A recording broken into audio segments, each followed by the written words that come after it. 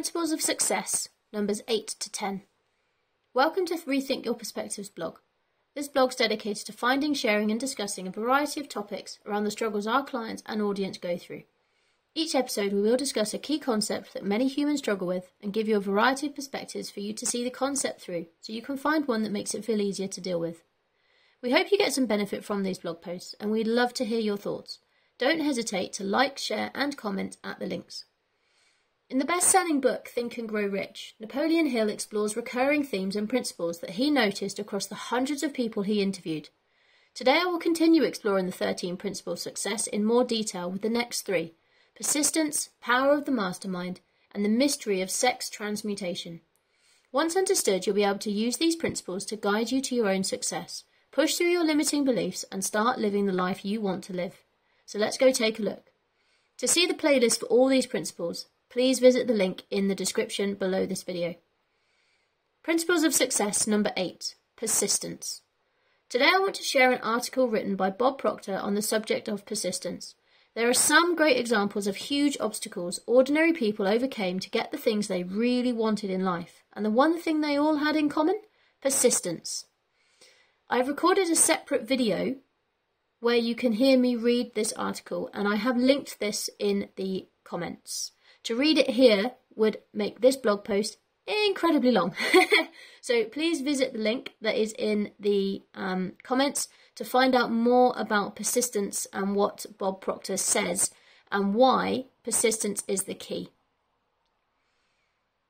But for now, let's look at the 9th of the 13 principles of success. Principles of Success number 9, power of the mastermind. The verb to mastermind means to plan and direct the execution of a complex scheme or project. It typically implies careful planning and control, often with the intention of achieving a specific goal or objective. The term is often used in the context of criminal activities, but it can also be applied to any situation in which someone takes charge and orchestrates the effects of others or efforts of others to achieve a desired outcome. In this sense, to mastermind can also refer to a group of people who are exceptionally skilled at working together to organise and lead each other towards a common goal.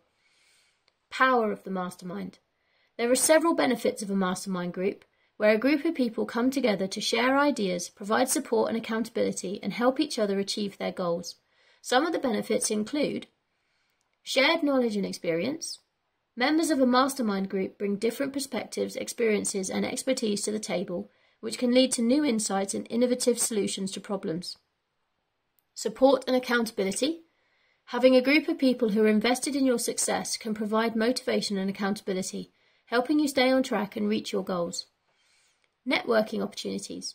A mastermind group can provide an opportunity to meet and connect with like-minded individuals, which can lead to new relationships, collaborations, and business opportunities. Personal growth.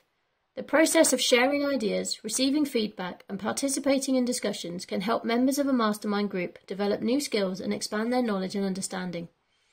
And increased confidence. Being part of a supportive and encouraging group can boost your confidence and help you believe in yourself and your abilities.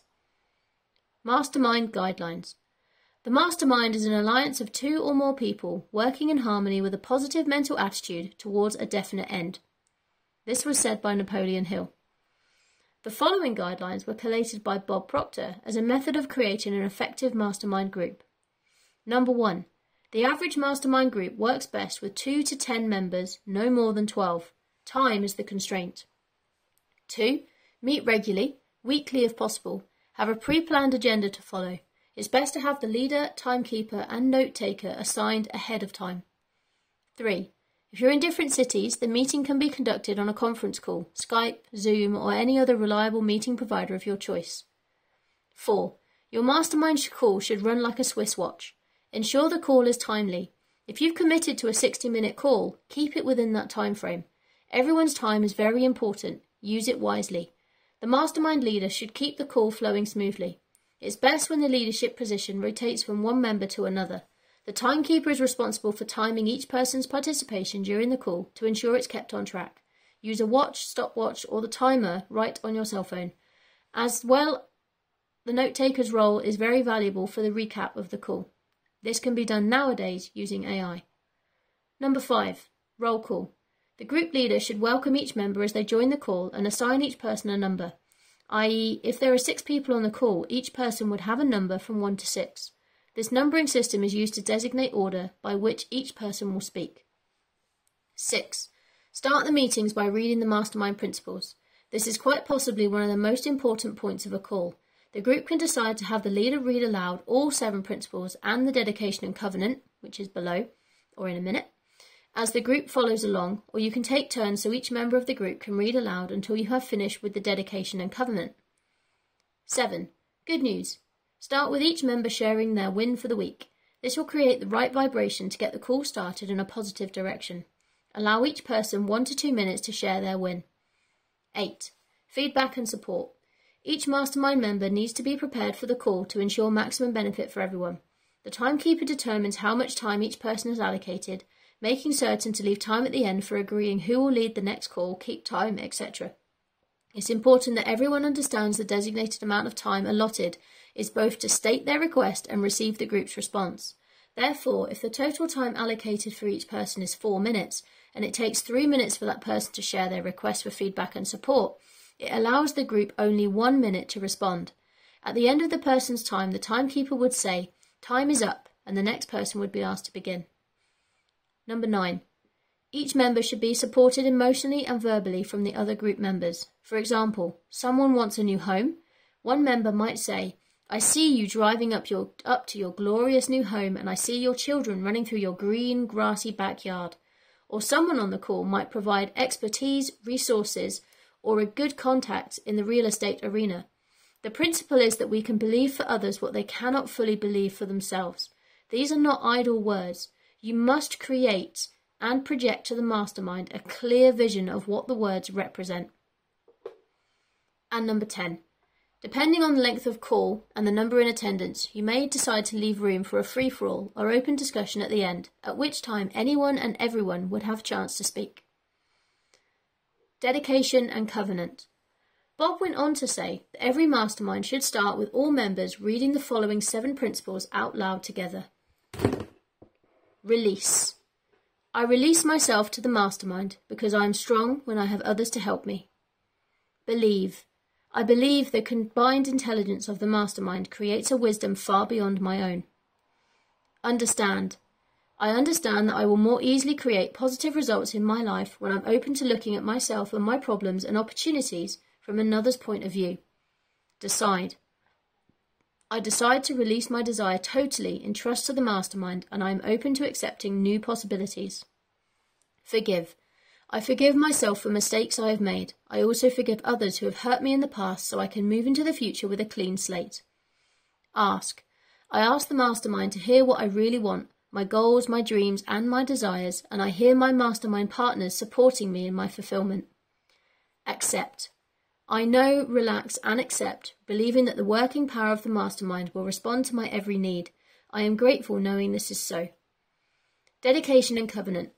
I now have a covenant in which it's agreed that the mastermind shall supply me with an abundance of all things necessary to live a success-filled and happy life.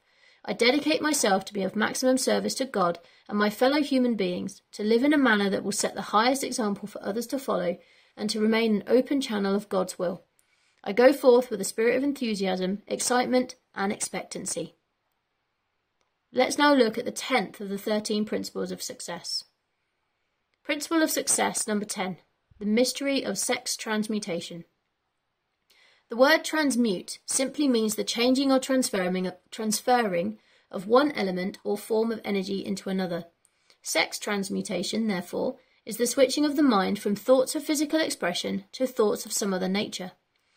Napoleon Hill in the book Think and Grow Rich considers sex as an emotion.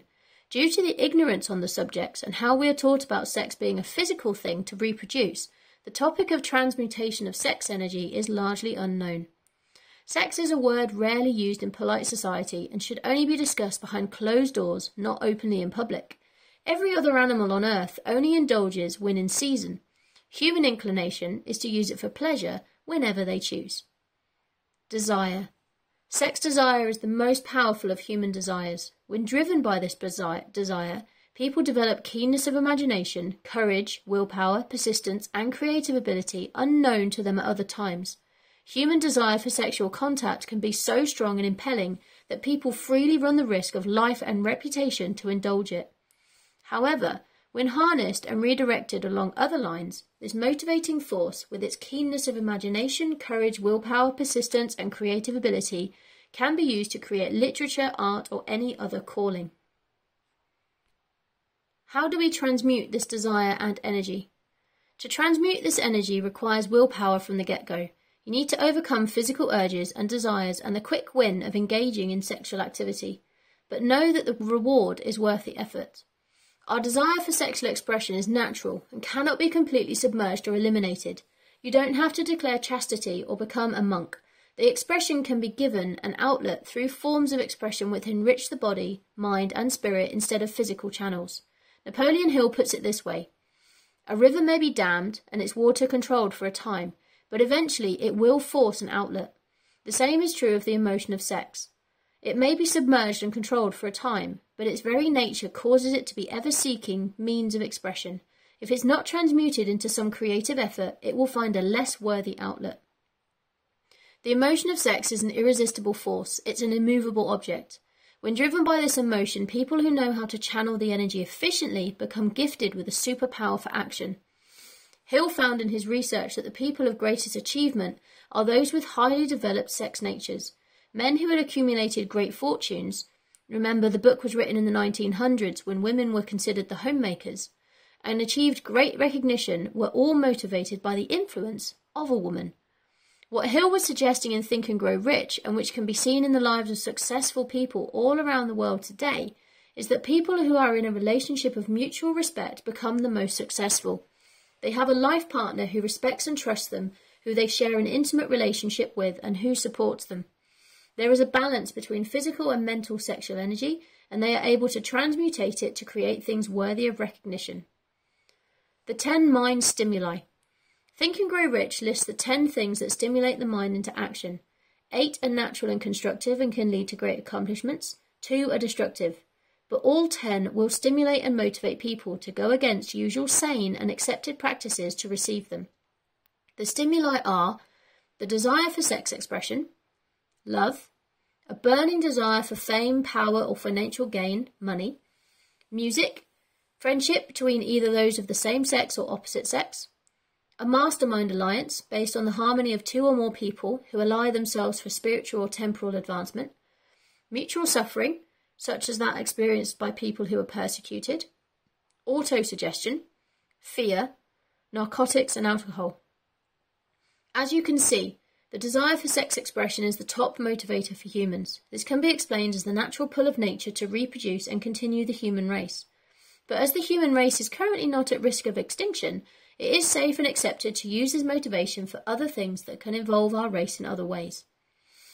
What happens when we learn to transmute this energy? Transmutation of sex energy may lift one to the status of a genius, someone who has discovered how to increase the vibrations of thought to the point where they can freely communicate with sources of knowledge not otherwise available. How we think is covered in a previous blog post, The Stick Person. Access to this knowledge is through creative imagination, a sixth sense, a direct link between the finite mind of humans and the infinite intelligence. This is considered in religions as well as in science, and all new inventions come through creative imagination as hunches. We can tap into this creative imagination by using our sex energy and desires to stimulate our mind instead of our body. When the mind is stimulated, it allows the individual to become lifted above the level of ordinary thought. The bounds of their physical world fall away, and they're able to see and think more clearly. This state is called many things, including being in flow, being in the zone, being able to see oneself from outside the body. By shutting out the physical world, even by simply closing the eyes and shutting out sound, the imagination can flow freely and the hunches and ideas can come to you. History books are full of people who achieved great things. Yes, most of these are men, Abraham Lincoln, Napoleon Bonaparte, William Shakespeare, Robert Burns, but they subscribe their achievements to the love of a woman in their life. Napoleon's downfall can even be linked to happening shortly after his better judgment told him to put his wife to one side. His defeat and incarceration happened shortly after. Personal magnetism. Those people who everyone just likes, who excel in sales and human relationship roles, have an abundance of sex energy. Hill states the more capable sales managers look for the quality of personal magnetism as the first requirement when hiring. People who lack sex energy will never become enthusiastic or inspire others. Highly sexed people also do much better as public speakers, lawyers, or preachers, as they ooze magnetism that draws people to listen to them.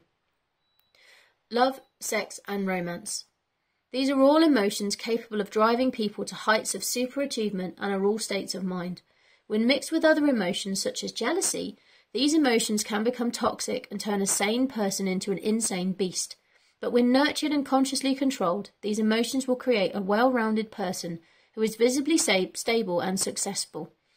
The emotion love brings out and develops the artistic and aesthetic nature of people. Memories of love never pass. They linger and can be used in the same way to lift you up to the higher planes of creativity. If you consider yourself as someone who has loved and lost, then you need to shift your mindset. If you truly loved, you cannot lose. Love comes and goes, and we must remain open to it, even if we've had bad experiences. All experiences are beneficial, except to those who become resentful and cynical when love leaves. Love is, without question, life's greatest experience, and it comes in many forms.